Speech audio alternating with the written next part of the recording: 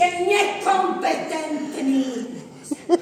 Myslíte iba na prasačný. Chceli by ste vidieť Donu Margaritu nahu, áno. Chceli by ste, aby som tu stála nahá.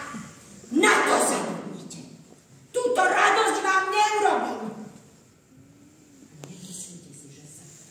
Nemyslíte si, že sa pred vami budem vyzliekať. Na to zabudnite. Zasranie. Už som vám povedala, že na vás nechcem byť zlá.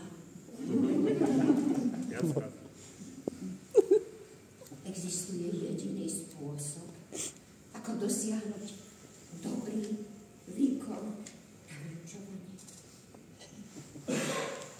To prostredníctvom atmosféry porozumie, spolupráce, rešpektu. Len tak môžeme ďalej šíriť naše ideály pokroku a poriadku. Len tak môžete nastúpiť na gymnázium. Dona Margarita cepí na vás všetkých hrdá, ale na to tu musí vládnuť v tejto triede porozumenie. Čo je